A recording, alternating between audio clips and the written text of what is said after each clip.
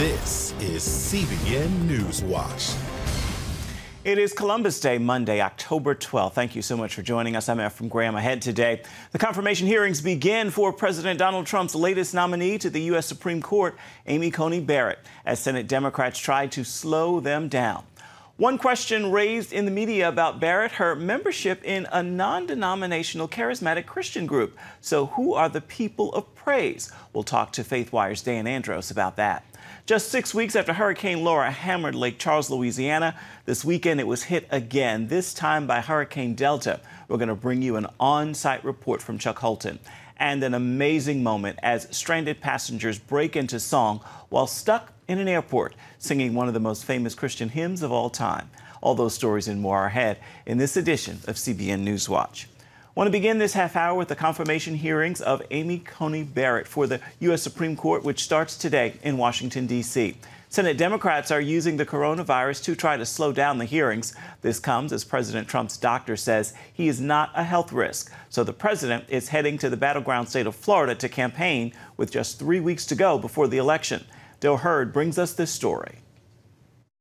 Just days after leaving the hospital, President Trump returns to the campaign trail today after his doctor said he no longer poses a risk to others. It looks like I'm immune for, I don't know, maybe a long time or maybe a short time. It could be a lifetime. Nobody really knows, but I'm immune. Trump will hold a Florida rally tonight to kick off the stretch run before Election Day. This as Senate confirmation hearings for Supreme Court nominee Amy Coney Barrett are set to begin. The 22 senators on the Judiciary Committee are expected to appear both in person and virtually during the 4 days of hearings. Two Republicans on the committee, Thom Tillis of North Carolina and Mike Lee of Utah, recently tested positive for COVID-19.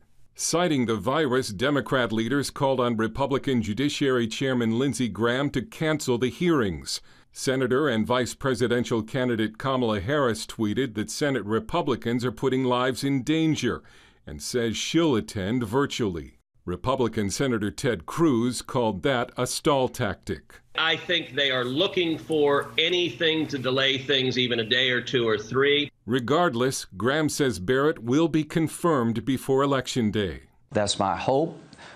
It'll be up to Senator McConnell what to do after the 22nd, but we can easily get her confirmed before the election.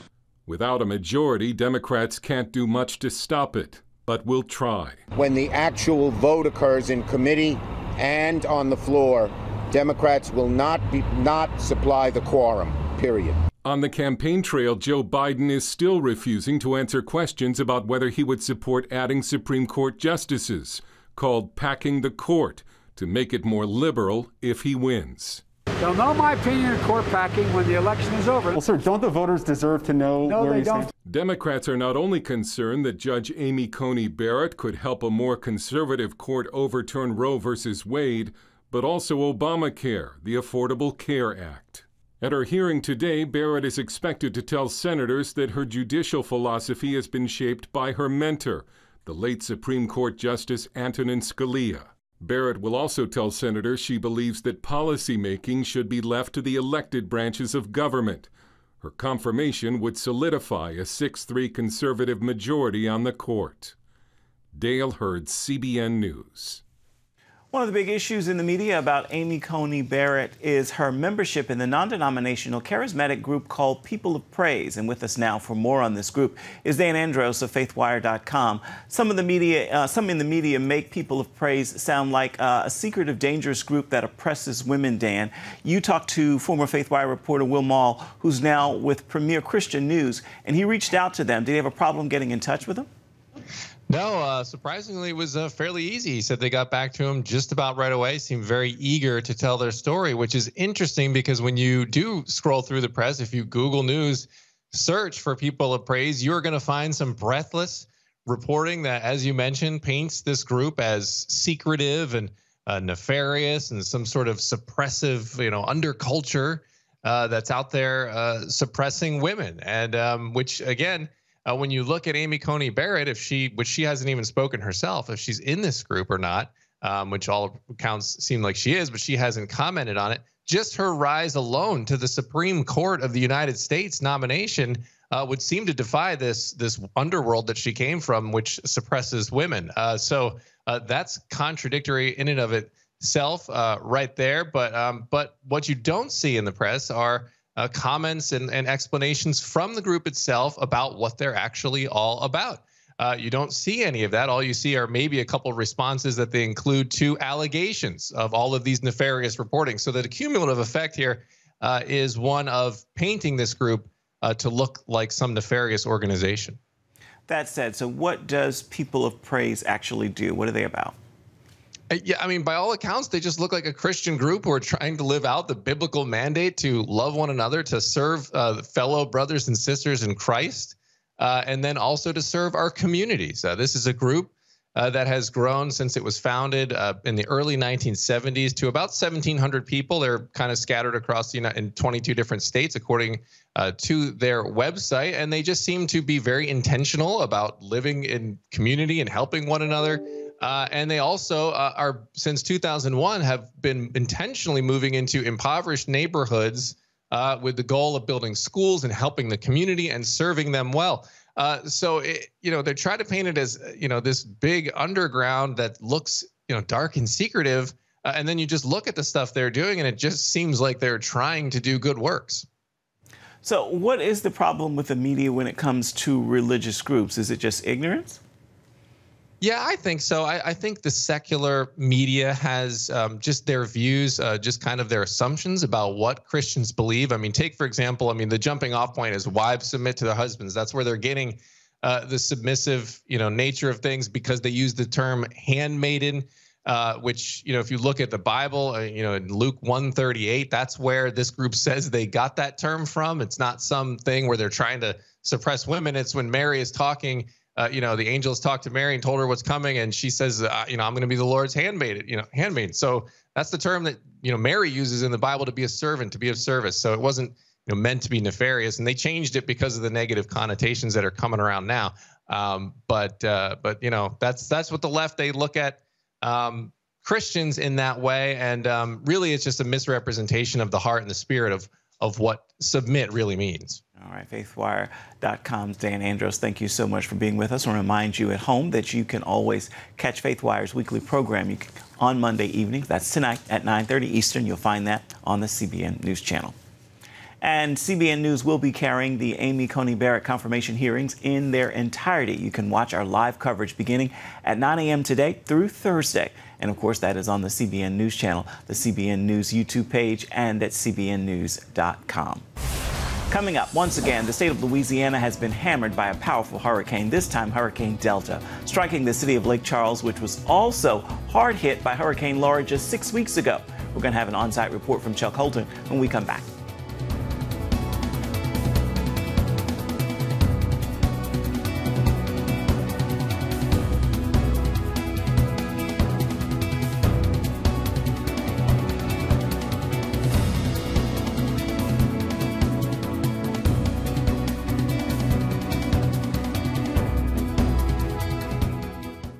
If you're tired and exhausted all day, you can't think clearly, and you really just need a cup or even a pot of coffee to get through your day, then join me, Dr. Josh Axe, for this new series where I'm going to teach you how to transform your diet and use essential oils and supplements to get a better night's sleep. Wake up to your best life. Call 1-800-700-7000 to get your free DVD or booklet of Protect Your Sleep today.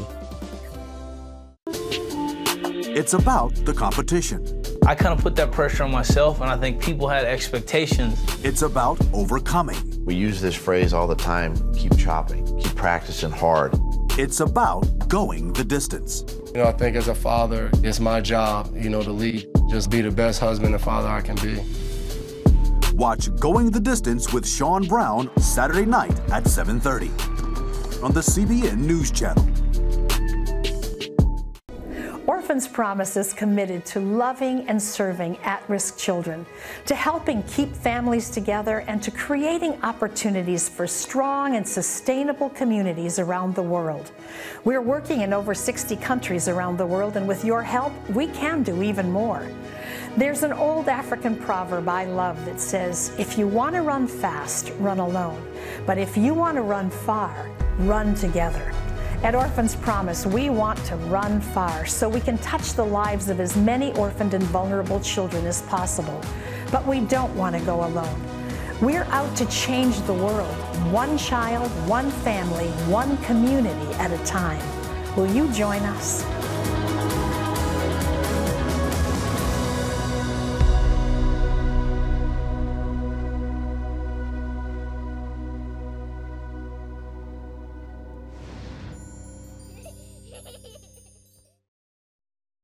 Get the top political news and analysis from Washington on Faith Nation, tonight at 6 Eastern, only on the CBN News Channel. Hurricane Delta struck another blow to Louisiana over the weekend, hammering the state with winds of 100 miles an hour. The storm coming just 6 weeks after Hurricane Laura caused historic damage in the Lake Charles area. Since then, people have been picking up the pieces, patching up damaged roofs, and piling the debris in front of their homes. Chuck Holton is there for the story. At the end of August, I rode out Hurricane Laura in this skyscraper in downtown Lake Charles, Louisiana. Boy, that's something, isn't it? Look at the windows blown out of that building. Since then, crews have been hard at work boarding up all those broken windows. But Friday night, the city got pounded once again by Hurricane Delta. This time, I took shelter in the concrete parking garage next door. A piece of metal or a piece of glass coming off that building would really hurt somebody going the speeds that this wind is going at. This storm wasn't quite as powerful as Laura, but it still packed a punch, with 120-mile-an-hour wind gusts and heavy rain. I'm going to stick the camera around the corner for a minute just so you can see these trees. Saturday morning, residents who rode out the storm ventured outside to start cleaning up once again. We did fair to middling, I would say. I think the anxiety of just having to deal with another one so soon, 6 weeks after the last, was probably the hardest part. It got pretty windy, but I can only imagine how bad it was 6 weeks ago with the winds twice as strong. Strong winds, a lot of rain, but very minimal new damage to our house. I would say that it just kind of added a little bit more moisture damage to the interior. The wind was really bad. We weren't anticipating it being so bad. There's not a lot of new damage driving around Lake Charles here the morning after the storm, aside from this tree that just couldn't take the wind last night. The residents I'm talking to are saying that what's more concerning to them is that the electricity is out again, and last time it took 3.5 weeks to get it turned back on. They're hoping it won't be near as long to get back with power this time. We were out of power for 3.5 weeks on Laura, and so I don't think it's going to be that bad this time, only because the poles are still standing. They put new poles up. We never did get our internet restored yet. And local officials are doing their best to send help to where it's needed. The area is already very wounded. We've got tree damage to virtually every tree. We have building damage to virtually every building, every dwelling, every business. It makes our communication effort that much more difficult. The power has been out just till recently. Most internet in the area is not working properly, so it's really hurt our effort to put the word out to people. As for these residents, they're hoping this is the last time they'll have to endure a storm like this, at least for this season. From Lake Charles, Louisiana, I'm Chuck Holton for CBN News. CBN's Operation Blessing is on the scene providing disaster relief kits as well as pallets of non-perishable water and drinks. You're looking there at Oak Baptist Church outside of Maryville, Louisiana, and people have been extremely grateful. I'm so thankful that y'all come, that people come and take their time to take care of us. I mean, that's like the godly thing to do. So to the sponsors and to the donors, know that what you're doing matters. It matters in a way that you may not see, but the food you're providing, listen to me, please listen to me. The meals you provide, the supplies, the food is leading people to salvation. It matters indeed. If you would like to know how you can help Operation Blessing Disaster Relief Fund, you can call 1-800-700-7000 or simply go to cbn.com. Still ahead, the idea was to make people safer and more secure. That was the goal when some military equipment was transferred to police forces. But has it worked out, or has it actually had the opposite effect? We're going to take a look at that question right after this.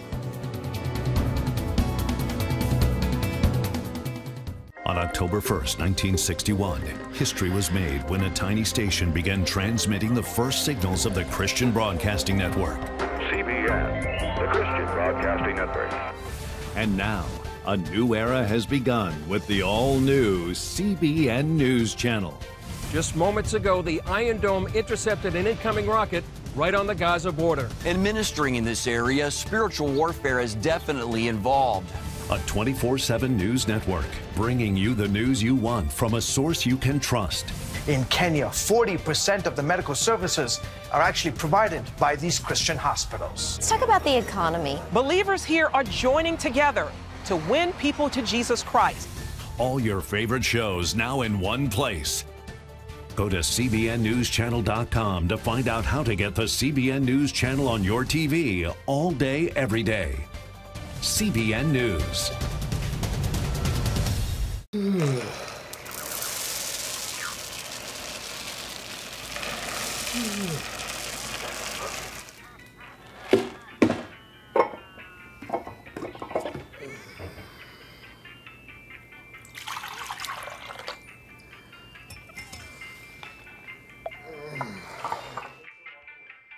Life is better with a good night's sleep. Get your free DVD or booklet of Protect Your Sleep today. Life. It's meant to be lived fully. Jesus said it. I came to give you life. Life to the fullest. Life in your family. Life in your finances. Life in your body, mind, and spirit. Life in your everyday. At CBN.com, we're taking what Jesus said seriously. We're here to help you discover life. Life. Live it fully. CBN.com. Increased safety and security, that was the goal of beefing up law enforcement by militarizing police forces. But has it had the opposite effect? As Eric Phillips explains, the transformation began after one tragic day in American history. 9/11 changed our country almost immediately. America felt the need for greater protection, leading to the creation of an entire department, Homeland Security. Money flowed to local police departments as well, bringing with it increased military equipment, training, and expertise.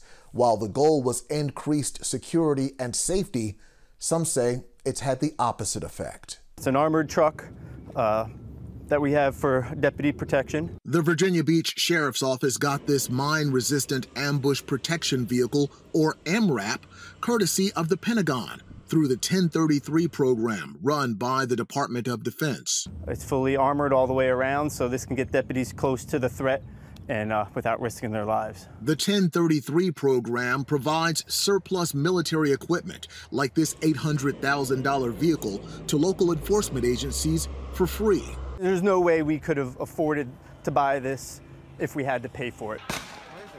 And critics say it's the kind of equipment that's helped transform local police and sheriff's departments into a militarized force. This simmering concern reached a fever pitch during demonstrations following the 2014 police-involved shooting death of Michael Brown in Ferguson, Missouri. Fast forward to 2020, with its widespread protests and resulting violence, some say the response from police was no less militaristic. Those are things maybe we should think through. Jim Birch is president of the National Police Foundation. In the past, this program has provided police agencies with military equipment that I think some might consider to be offensive. And I don't say offensive as in I'm offended. I say offensive in the sense that it's used for offensive purposes as opposed to defensive. It strikes people that these militarized encounters mainly occur in Black and brown communities, and that this is an unfair use of police force. Brown University's Catherine Lutz leads a project researching the cost of almost 20 years of war since 9/11. Her team found that part of that cost is a negative effect on policing in the name of securing our streets. As the war is wound down in Iraq and Afghanistan, that equipment was no longer needed there, but it was as a result of that heavy amount of spending that suddenly all of this equipment, tremendous amounts of equipment, became available to police departments. The military vehicles have eroded the public confidence that the police are there to protect them, as opposed to protect themselves. Consider these numbers from the university's research. Before 9/11, $27 million in military material went to local law enforcement. After 9/11, that number catapulted by nearly 6,000% to $1.6 billion. And I think that it's much about nothing. Virginia Beach Sheriff Ken Stoley says protecting his deputies is high priority. My position is, as long as police officers and law enforcement officers continue to get shot at and killed, I'm going to try and provide them the best protection I can provide them to do their jobs. Still, according to the Brown research, 48 officers died at the hands of the public in 2019, while 1,016 citizens died at the hands of the police. The notion that the police need to be protected from the population is belied by those numbers. The items coming from the DOD are not all offensive. The Virginia Beach Sheriff's Office has also gotten cargo trucks, passenger vehicles, generators, storage units. And then there's this. In military terms, it's called an assault pack. In civilian terms, a backpack. It's where sheriff's deputies can keep their equipment when they're out in the field. We just completed an analysis of the last 12 months of data from that program, and it looks like most of what's being provided today are things like boots, goggles, gloves, face masks to deal with the pandemic, clothing items, some backpacks, generators, lawnmowers, those kinds of things that are saving states hundreds of millions of dollars. Now, this does not mean that agencies are no longer receiving all-terrain vehicles or mine-resistant vehicles or even assault vehicles and sometimes rifles. We've not tried to get any M16s or fully automatic weapons or bazookas or anything like that. I think that's crazy. Researchers say there's incentive, if not pressure, for departments to use what they receive, because if they don't use it within a year's time, they have to return it. Every single thing down to a paperclip, if we want. We have to provide a justification how it's going to fulfill our law enforcement community support mission. Researchers at Brown say police militarization is not just about equipment, but also about how much surveillance occurs in American communities, surveillance that did not happen before 9/11. And while police officials may say that it's kept Americans safer, their study has found no evidence of that. Eric Phillips, CBN News. Coming up, an amazing moment unfolds when passengers are caught at an airport and they join together singing one of the most famous Christian hymns ever. We're going to let you hear that when we come back. Stay with us. Daddy? Yeah, buddy? How many nickels are in a dollar? There are 20 nickels in a dollar. How do birds fly? Does milk really make my bones stronger? Yeah. Daddy, when we die, will we go to heaven? Do you have the answer to life's biggest question? Call the 700 Club. We'll help you find answers to the important questions life brings your way. Watch breaking news, in-depth exclusive stories and programs from health to entertainment you won't find anywhere else. The CBN News Channel, a perspective you can trust. Enjoy credible news reporting from around the world. Discover inspiring programs and stories of hope, all in one place from a Christian perspective. The CBN News Channel, a perspective you can trust. To watch the CBN News Channel, download the app or visit cbnnewschannel.com. Hello, I'm Dr. David Perlmutter, board-certified neurologist and #1 New York Times bestselling author. Wouldn't it be great to boost your energy, eliminate brain fog, and even reverse brain disease? Well, you can, and I'm going to show you how, along with some of the world's most well-respected brain experts, in this DVD, Protect Your Brain. Get Protect Your Brain, a free DVD only from the Christian Broadcasting Network. featuring experts on the cutting edge of neuroscience and brain health. No matter how many times you've failed in the past, you really can do this. In Protect Your Brain, you'll discover simple strategies to keep your brain young and healthy. Improve your memory. Discover the gut-brain connection. In Protect Your Brain. Get your free copy at cbn.com or call 1-800-700-7000. If you want to improve the quality of your life, get the DVD Protect Your Brain and get it today.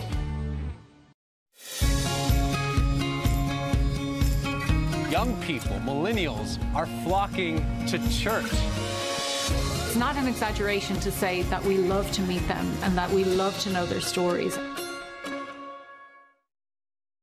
Check out the CBN News Daily Rundown podcast each weekday with me, Caitlin Burke.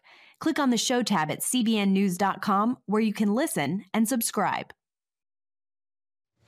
A remarkable display of spiritual boldness recently. A crowd of passengers at Midway Airport in Chicago were waiting for their plane to come to the gate and decided it was a good time to proclaim God's glory and goodness. The powerful moment of preaching and praise was caught on a short video titled "This is America," and it's received 500,000 views so far online. As you'll hear, it began when one man said, "All you got to do is call on the grace of God." And then he led the waiting passengers in singing one of the most famous Christian hymns of all time. Take a listen. All you got to do is call on the grace of God.